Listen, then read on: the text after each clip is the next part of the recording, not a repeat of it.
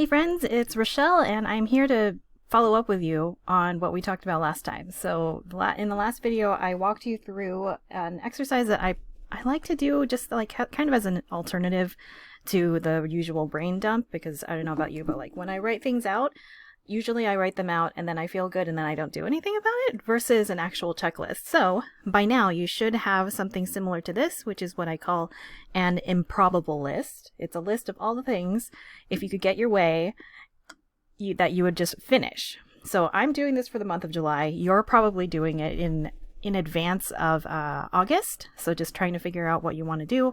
Ideally by September 1st, what would be off your plate and wouldn't even be a factor anymore. So hopefully you have that. And then hopefully you took the next step, which I outlined in the video, which is to just do a few of the things, right? And I know that depending on how much time has passed since you watched the previous video and this one, maybe you got some stuff done, maybe you didn't. But, just getting those juices flowing and getting that momentum going can do a lot for you over the long term, right? Because I find that, especially with overachievers, if we're distracted from what we intended, if we don't get to spend a lot of time on the things that we're passionate about, we can kind of get sad about it, right? We lose our momentum. We start to feel like, oh, well, it's getting further and further away. And now I'm just kind of stuck in whatever kind of life that you have right now, which is perfect. I mean, like, honestly, everything about what you're doing is perfect. Everything is coming together in divine timing. Everything that you're learning is important for you to learn right now. So we're just going to be aware of all the things. And we're also going to have a little compassion for ourselves that you cannot do everything all the time every day. Okay? Promise? Okay, so you have your improbable list. I don't know how many, I'm just going to share this with you. I got 7 things done on my improbable list for July, and I probably have about 1, 2, 3, 4, 5, 6, 7, 8, 9, like 18 things that I did not get. Okay, so that's why it's called improbable. It's everything that you wish that you could have. Probably not going to get it, but hey, at least it's on there. And at least at this point, this is a little sneak peek for when you're looking at your list at the end of the month. At least at this point, you can let yourself off the hook for some stuff, right? Because it turns out that a lot of times when we're not feeling that great, we can say, oh, I have so many things to do. I'm so behind on everything. And then it turns out that like, oh, actually, I don't really need that thing after all. Oh, actually, I can probably get around that. I don't have to have it be as fancy as I, initially imagined it and all that kind of stuff. But it has to start with a list, okay?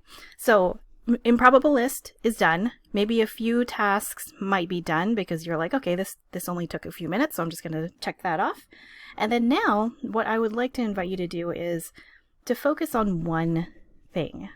And I know that you probably have some projects on your list that are they're a little bigger than the others, right? If you have one checkbox that says, finish my email welcome sequence, that's a few more steps than just one thing, right? You can't just sit down and be like, I did it, it's done, check the box. So some of these things are actually going to be pretty elaborate. They're actually, one checkbox ends up being about 15 checkboxes, sub-checkboxes. So what you're going to do is you're going to admit that something on your list is important to you and will give you a lot of relief once you finish it. Something on your list probably needs the input of somebody else, and that's probably why you're avoiding it, if you're going to be honest with yourself. So what is it, one thing, one project on your list that for any reason at all, personal to you, would feel fantastic for you to get done? What is the one priority thing of the whatever 27 things that you wish that you could get done in a, imaginary world? Which one would it be? So you're going to pick one. And then what I like to do, usually when people are working with me, I like to have you write it on a card or some kind of like paper and put it somewhere and have it like front and center, because it's really easy to feel good during a call or to feel good during a brainstorming session and then write down that that's your goal, and then conveniently it like stays in your planner or it stays in your journal, or you just forget about it because you have a lot of things that you're thinking about right now. So make sure that you write it down, put it somewhere that you're going to see it.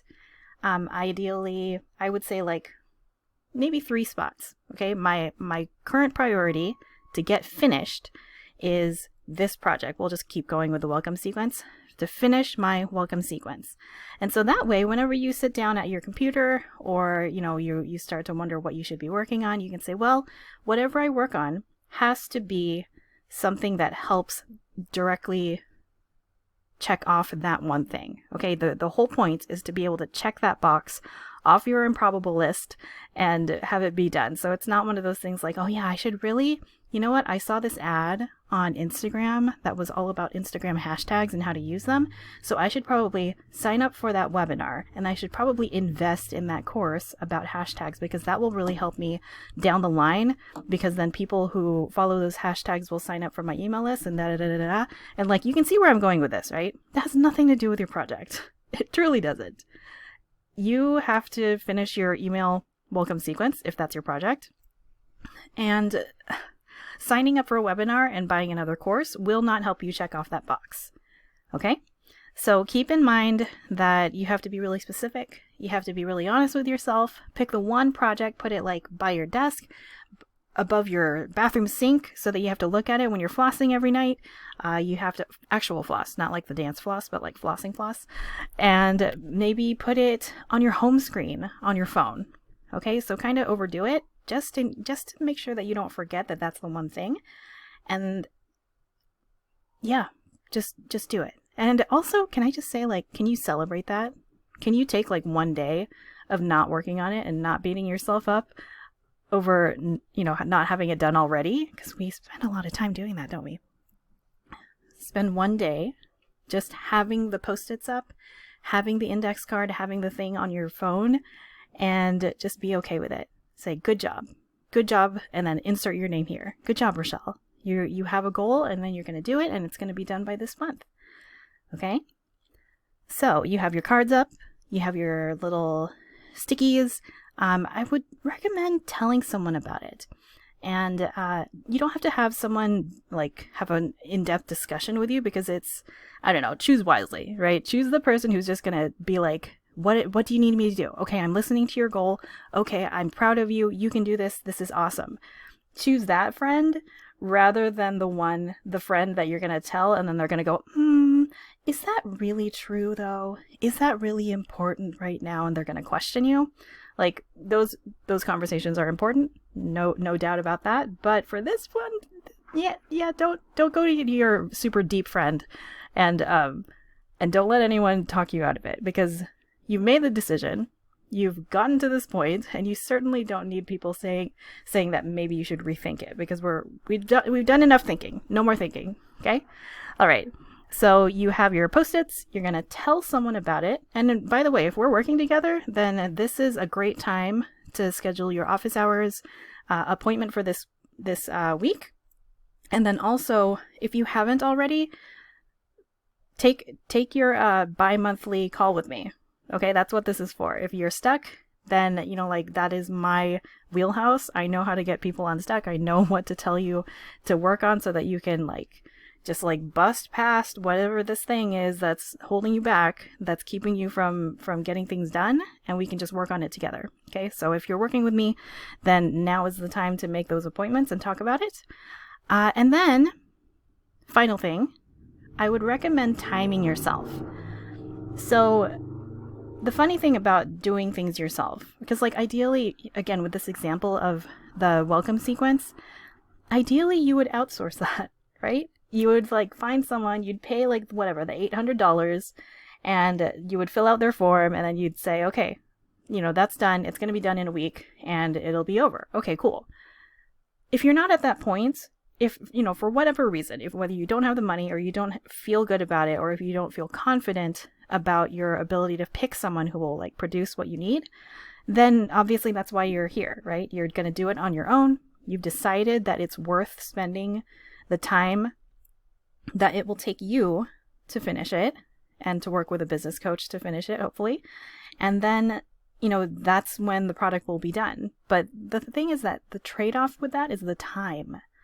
Because, yeah, you're not, the number on your mobile app, your mobile banking app, will not go down by, $800, sure. And that'll be great. And hopefully you're spending time feeling really proud of yourself for saving your money or for paying off your rent, and you're celebrating those things that you are paying for.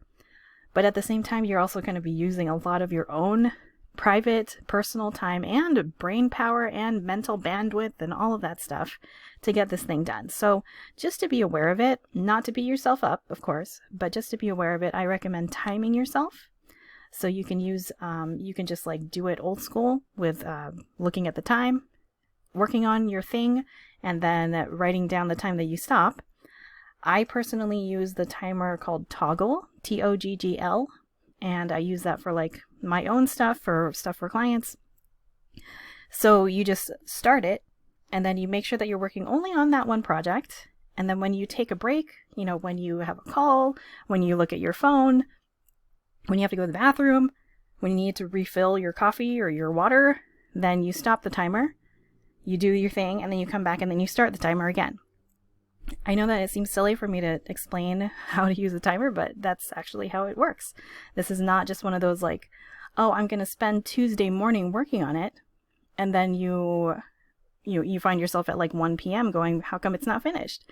Well, what time did you start? What time did you finish? How many breaks did you take? Did you tell your family that you're busy that day and you're like, don't talk to me for 1 hour because I'm going to try my best to get this one thing finished? These are all of the other things that we don't realize get in our way of actually checking off those boxes. So just be aware of it. Right now is not the time to try to do everything perfectly and to break records and to, all of that stuff. This is not the time for that, but it's good to be aware. Okay. So I think that's what we're going for this week. Make sure that you've picked something. Make sure you tell someone about it. Make sure that you are using your office time, office hours, and private one-on-one calls with me if we're working together. And time yourself. Make sure that you're being just aware of where your very valuable personal time goes, and you'll be off and running, okay? So I'm going to check back in with you again next time, and we'll take it to the next step. So let me know what your project is, okay? I want to know what you're working on and how you're feeling about all this. Thanks for listening in, everybody, and I will see you next time.